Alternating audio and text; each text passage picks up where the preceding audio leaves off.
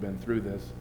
Um, and I think it's a good reminder because in the first two verses, he mentions the word remember and recall 3 times, just in 2 verses there. Remember this, recall it to mind, and remember the former things of old. Why would he say that in just a sentence or two? Because we humans tend to forget very quickly the things that we say that we believe about God. In fact, I think it goes a little bit beyond that. It calls us transgressors. The literal word is rebels, a bunch of rebels, okay? That means we tend to forget on purpose, all right? Because it's more convenient for us to believe the things we'd rather believe than to believe the things that have been true from of old. And so what God says right here, he says, remember the things of old. I am God, and there is no other. I am God, and there is none like me. The first reminder that God gives us in verse 9 is that he stands alone among all the other gods that we create. And that's God with a little g, all right? He is the only one in his class. He has no equal. He says, I am God. You are not God. The government is not God. The pandemic is not God. Nothing is God but me, all right? There is no other. I am God, and there is none like me. Now, in the pandemic, we saw people create a lot of gods, or probably it's better to say it this way. We got to see who the God was that people were truly worshiping became evident, all right? And it doesn't matter what your political persuasion was. If you're the kind of person who trusted heavily in the government to be able to solve problems and navigate the crazy waters of the pandemic, I would say probably at some point you became disappointed in no matter what government was in charge because they were just as confused as everybody else. All right, they were changing their mind all the time, saying one thing, doing another thing, back and forth, back and forth. And so government, if that was your God, it certainly failed us at some point during this pandemic. All right, governments are made of humans, and that's where the problem lies. All right, but maybe your God is the opposite of that. Maybe you grew up being more of a self-sufficient person, somebody who's championing personal liberties, all right? The right to do what I feel is the right thing to do, and nobody can tell me otherwise. How'd that work for you? All right? I guarantee you that if that was the thing that you held on to as the thing that gave stability in your life, that me being in control of my own life, that went flushing down the toilet pretty quickly because people took those rights away from you, all right? You were not the master of your own destiny. Things were out of your control. Even if you wanted to do certain things, you couldn't do certain things. And so if you found yourself being highly frustrated by that to the point where your whole world got turned upside down, you got to ask yourself the question, did I elevate that freedom to such a position in my life that it became my personal God and that I couldn't trust the real God to do things even when I couldn't do the things that I thought I should do? All right? That's why God says, I am God, and there is no other, there is none like me. Now, verses 10 to 11, he gives 4 reasons why he is sovereign. That's the word that theologians like to use to describe this situation. He says, declaring the end from the beginning, and from ancient times things not yet done, saying, my counsel shall stand, and I will accomplish all my purpose. I can call a bird of prey from the east, or my man of counsel from a far country. I have spoken, and I will bring it to pass. I have purposed, and I will do it. So what are the 4 reasons that God gives in this passage for being sovereign and in control? He says, I'm the one who starts everything and stops everything exactly when it's supposed to happen. All right? Now think about that. Think about this last year and a half and say, what are all the things that stopped and started over this course of a year and a half? God was there beginning them and ending them. In fact, he says he declares the end back from the beginning. Like before it even happens, he knows. That's the second thing. He decides what will happen even before it has begun. That means that before 2020, he already knew that this was going to happen. All right? And he decided that it was going to happen because he's going to get his job done one way or the other. Whatever he decides to happen will happen. That's the third point. All right? My counsel shall stand, and I will accomplish all my purpose. If God decides it's going to happen, it's going to happen. And we're going to look at some examples. What if people are trying to prevent it from happening? Well, guess what? It's not too big for God. He can handle that. All right? And the fourth thing he says, he always completes his purposes no matter what. All right? Just in case that was unclear from everything else he said. He starts and stops everything at the appointed time. He decides what will happen even before it begins. Whatever he decides to happen is going to happen. And he always gets the job done no matter what else is happening around him. All right? And I like the way John Piper, some of you may have heard of him, kind of well-known pastor and theologian. He had a definition of God's sovereignty, and I thought it was as good as any I've heard. He says, God's sovereignty means that God has the rightful authority, the freedom, the wisdom, and the power to bring about everything that he intends to happen. All right? And just think about that for the rightful authority. He is the only authority that has the right to get done what needs to get done. All right? He has the freedom. People can't coronavirus protocol God to the point where he can't get his things done. All right? But not only that, he has the wisdom. This is where we kind of fall down. We think we should have the freedom to get things done the way we think they should be done. Well, God has the wisdom to make sure they work out the way they're supposed to work out. All right? And not only that, but the power to pull it off. All right? He has the power to bring about everything that he intends to happen. So what are some examples of God's sovereignty in this passage? He gives a few, and I'm going to give you a few others. But they were good reminders to me in the midst of a pandemic where I know I was trying to get things done that I thought should be able to get done. My personal world was definitely turned upside down. And it was very easy to get frustrated and feel like the things that I felt God wanted me to do were being blocked by other people and they couldn't get done.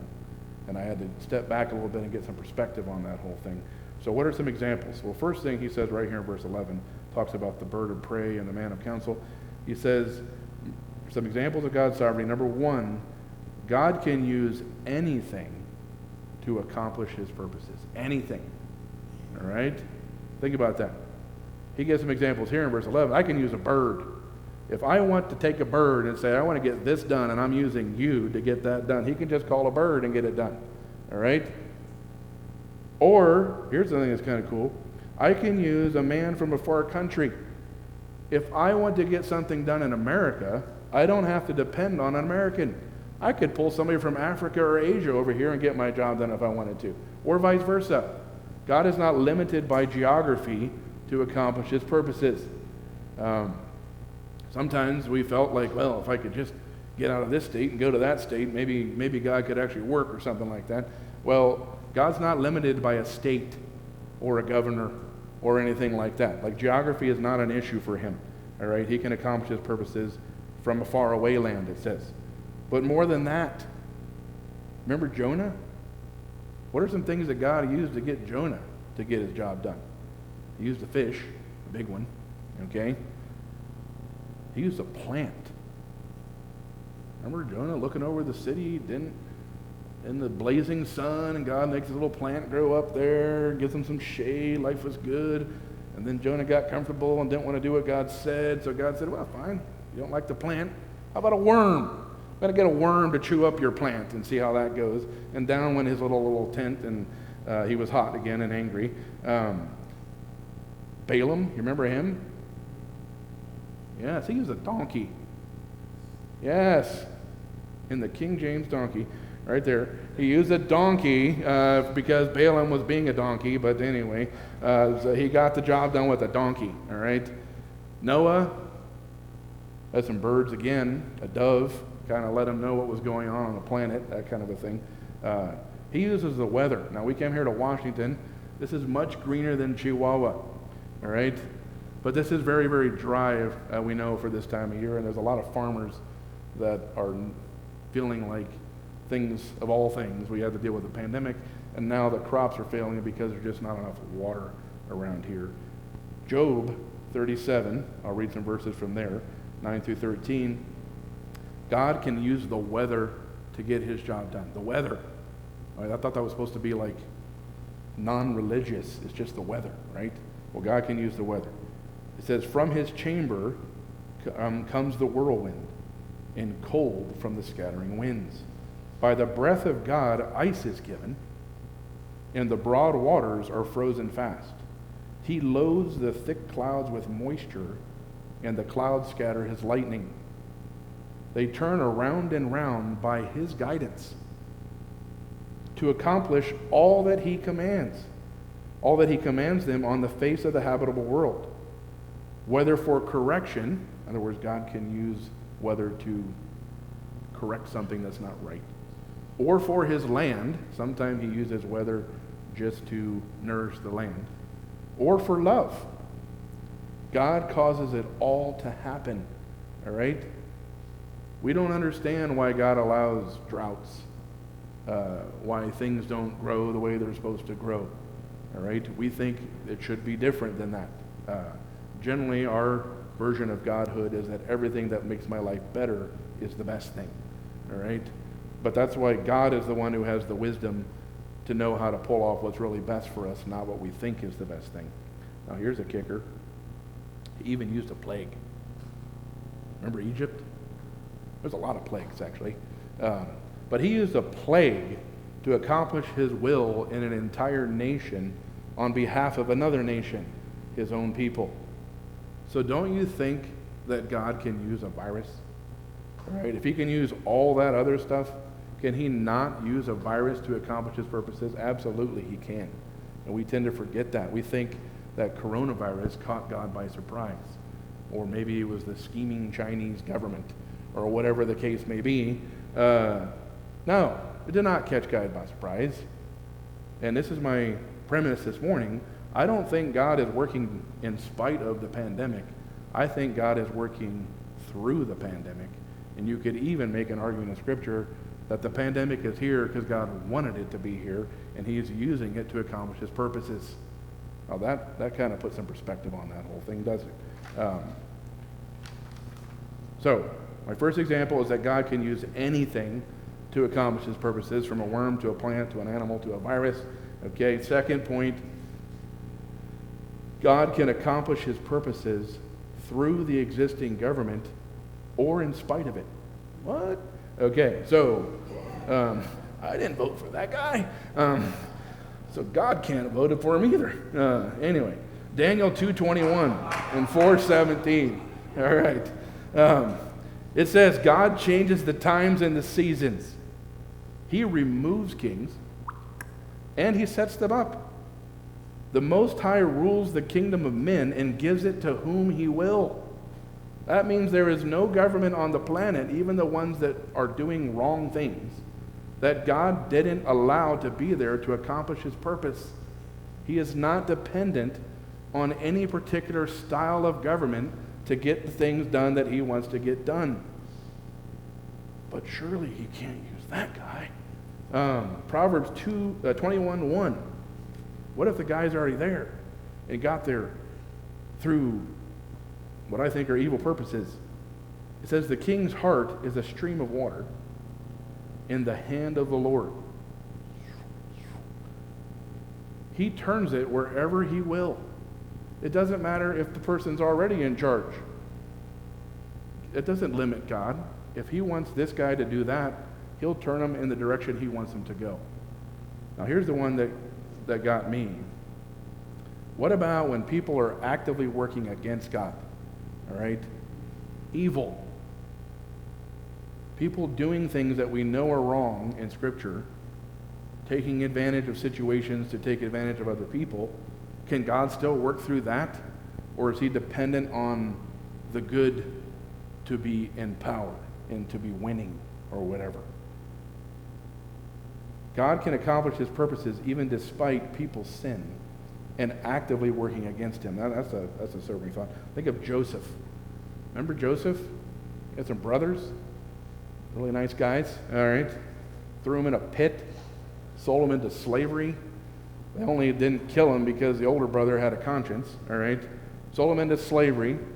Then he becomes a slave for somebody, and he's innocent the whole time. Becomes a slave, gets falsely accused, thrown into prison for something he did not do, finally finds somebody who's got the ear of the king who promises to put in a good word to get him out. Cricketsville, the guy forgets about him. Okay, so he's stuck in jail even longer. He certainly could have felt that God had abandoned him because he did everything right and everything went wrong. All right? And yet, Genesis 50, verse 20, this is what Joseph says to his brothers at the end of the story. As for you, you meant evil against me. They were actively working evil. All right? But God meant it for good, to bring about that many people should be kept alive as they are today. And we know that Joseph ended up saving a generation of people in the middle of a pretty bad drought situation there through the miraculous work of God, obviously. But God had a plan for that wasn't foiled by people's evil. God actually used it to accomplish his good. Jesus, remember him? Did he ever get the short end of the stick? Yeah, he certainly did. All right? Think about this. He says, this is actually Peter in the book of Acts. This is Acts chapter 4, verses 27, 28. He's preaching, talking about Jesus to the people there shortly after the crucifixion. He says, truly in this city, in Jerusalem, there were gathered together against the holy servant Jesus, whom you anointed, God, both Herod and Pontius Pilate. So there's two governors and kings and people in control that were actively working against Jesus. So the government was against him, okay? Along with all the Gentiles who were there. That was the Romans' powers there, okay? They were working against him. And God's very own people, the Israelites, also were working against him. So Jesus had the two reigning kings and governors, the Gentile populations, which were in control of the Romans at the time, and the Jewish leadership of Israel was also against him. But he says, they were gathered against your holy servant Jesus, all these people, to do whatever your hand and your plan had predestined to take place. So even despite all the governments and peoples actively working against Jesus, God, that's like not a problem. Okay? He was able to not work in spite of that, but to work through that to accomplish the bigger purpose, which we now know, at least a part of that story. We're all here today because of the people that were working against God that God used to get his job done. All right? And that's what I want us to remember. It doesn't matter if people are actively working against God. It doesn't matter if some governor or politician or party gets into power that isn't the one that we think is going to do what God should do in the world, because God's not dependent on those things. He can choose to use good or evil. Either one can get his job done. He's not limited. Oh no, if this doesn't happen, then I can't get this job done. What am I going to do? No, that's not God at all. God can use anything, all right, to get his job done, and we need to remember that because he is the one who is sovereign, all right? So what should our response be? Well, you got to believe it. We sang some nice songs this morning. Nice job with the worship team there. Talking about God being able to take graves and turn them into gardens. That's like death into life, okay? Talking about bones being made into armies. It's the same God that has, those were like Old Testament things that were coming out there in that song. It's the same God that's alive today. He has the same powers.